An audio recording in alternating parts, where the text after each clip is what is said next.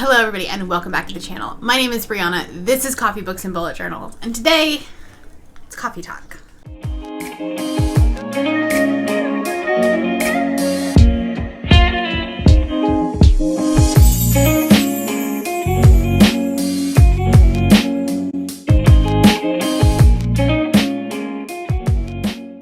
Today is technically coffee talk, but only because I'm making it coffee talk. It's nothing controversial. We're not talking about any drama today.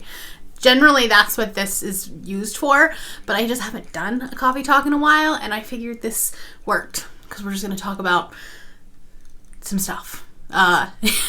Mainly the books that I did not get read this year that I, wanted to. So, I am drinking iced coffee with sweet cream, Irish sweet cream, I don't remember, some sort of sweet creamer. Just made it myself, it's fine.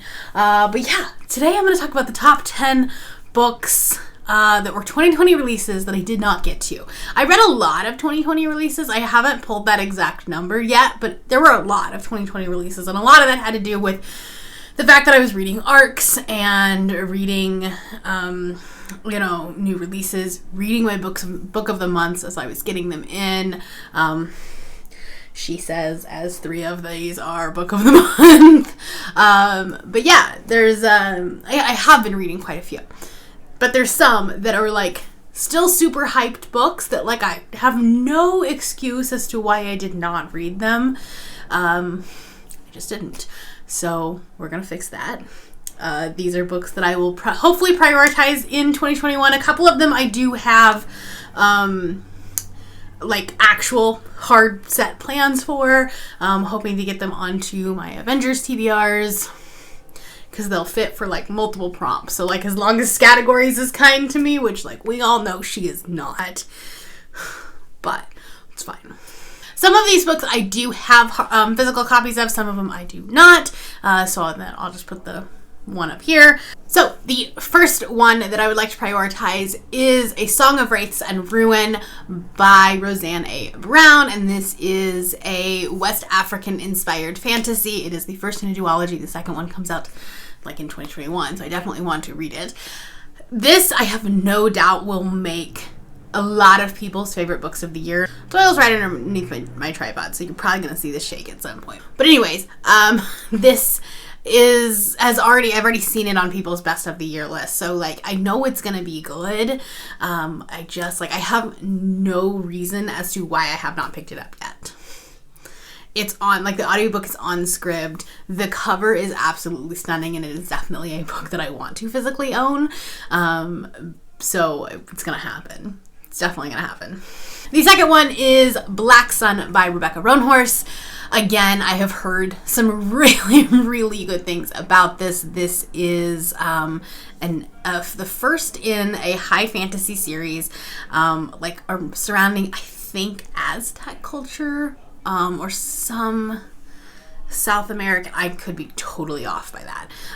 Rebecca Roanhorse is an Indigenous author, and so she does write a lot of own voices books. So, I know that the representation is going to be there.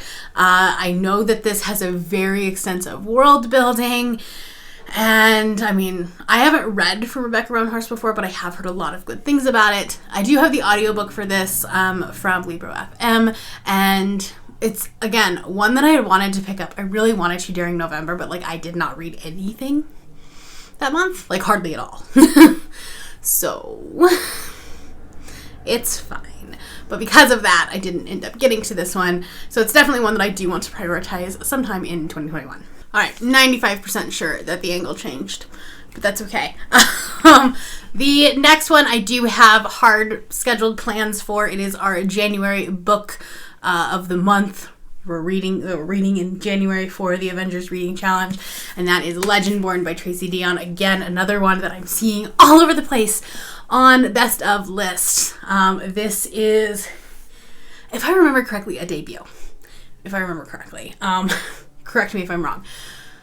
But this is a Arthurian legend kind of retelling. There are the descendants of King Arthur and the Knights of the Round Table. There's a Merlin, and it is a kind of like one of those I guess it's urban fantasy, contemporary fantasy. So this does take place in North Carolina. She's a student at UNC is a part of the group at UNC and sees magic happening and then like realizes she has the same magic. I think it has a little bit to do with revenge because like her mother dies. I don't really know. I really don't know what goes on in this. But again, I've heard really, really good things about it. She's definitely a little bit of a chunker. That's okay. And yeah, we will be reading this in January. So if you would like to read along with us, all of the like Discord group and Twitter and all that stuff is down below. Okay, then we have When Dreams Descend by Janella Angelis. This really, really intrigued me when it was getting buzzed early summer, I think, like May. And this is like Moulin Rouge meets The Night Circus meets like Phantom of the Opera, and it's like very mysterious and whimsical and things like that. And I've again heard some really, really good things about it. The cover is absolutely stunning. Can't remember what the naked cover looks like, or if it does, has the chandelier on it. But I just haven't really been able to get into the mood for like a dark fantasy yet. So something I want to prioritize next year. This one I'm a little bit hesitant because I have seen some people like saying that they don't love this book, but then other people are absolutely just, in love with it. So I don't really know where I'm going to stand on it. And that is Mexican Gothic by Sylvia Moreno Garcia. Really wanted to read this back in the spooky season. Didn't get around to it. And I don't know if I'm going to like have to wait until the next spooky season to like be in the mood again. But we'll see. There will be a spooky season in 2021. And we will live our best lives. I am very new to like this Gothic genre, and there's actually another one in this list, so that'll be interesting to kind of see if I even like the genre. But yeah, I know that like if you're going in expecting this to be like a horror, it's not scary like a horror book, or it doesn't have jump scares. It's more of this like psychological paranormal aspect to it. But I kind of like that, so like I don't know, maybe I'll love it. We'll see. Okay, next up is the other kind of Gothic-inspired book that I am interested in, and that is Plain Bad Heroines by Emily M. Danforth. First off, it's so big. Like, it's a tome, that's for sure. This was actually given to me by the publisher. They emailed me and asked me if I was interested in it, and I said yes. And then, like, it got to me late, so it got to me, like, right around NaNoWriMo, and that's when I just stopped reading things. So, definitely one that I do want to pick up early in 2021, because I'm excited about it, but it's a chunker. This book is supposed to be very feminist, and it's also, like a horror comedy is kind of what it's being sold as, but it has, like, it's dark academia, I can't speak. But it has dark academia vibes. It has like a boarding school setting. I'm here for it. A book that I was super excited about when it was being buzzed, before it came out, before like reviews were coming out, was A Deadly Education by Naomi Novik. Since then, I've seen some reviews and I'm like less excited about it, but it is still a book that I do want to pick up. I do want to read it. I want to see how I like it. I've never read a Naomi Novik before. This is like decidedly shorter than her Uproot and Spinning Silver. I have heard some like very mixed reviews on it, so we'll see. But I definitely want to see like for myself, do I like it?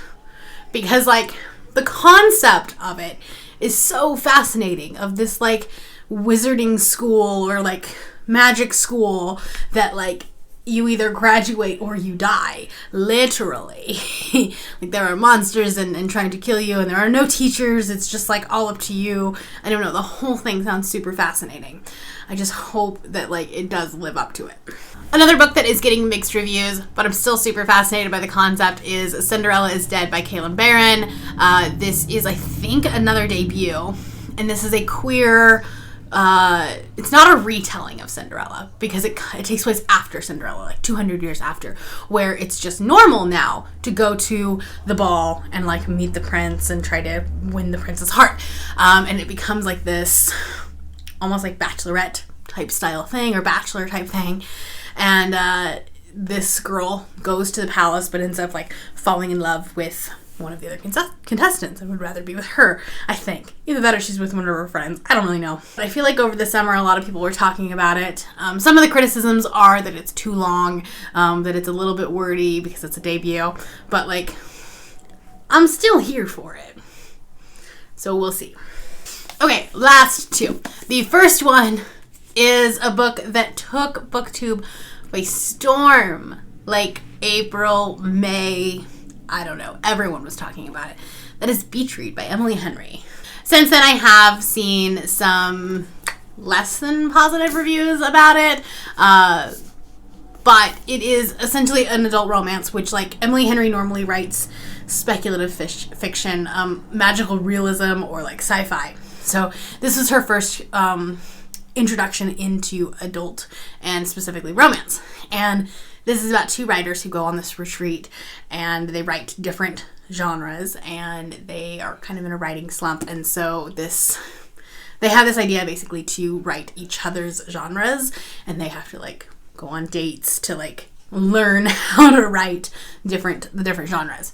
Sounds like it's great. It also deals with some, like, harder hitting things. I think her father either has cancer or is dying from something, or has died. I'm not really sure.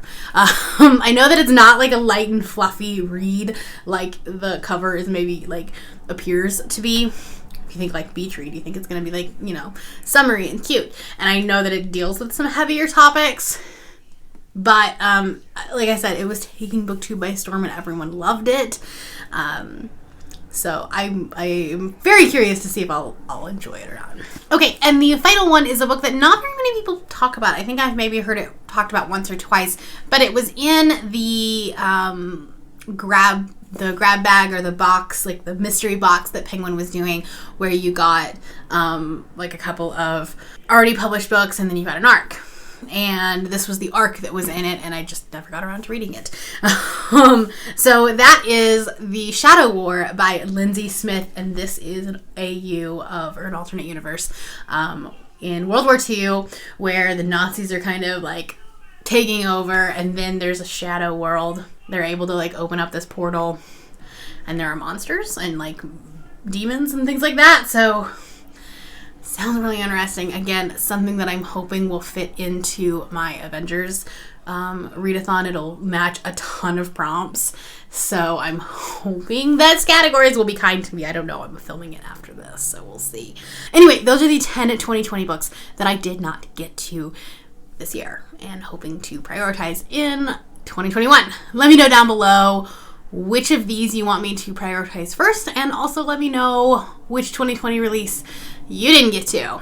And if you don't have time for that, just leave one of the like celebratory New Year's type emojis. There you go. Or whatever emoji you want. That's all I have for you today. If you are new here and you have not yet subscribed, there's a little red button that you can do so down below the video. And all of the other links to my social media will be in the description below if you would like to be my friend on any other platform. Thank you all for watching, and I will see you next time. Bye.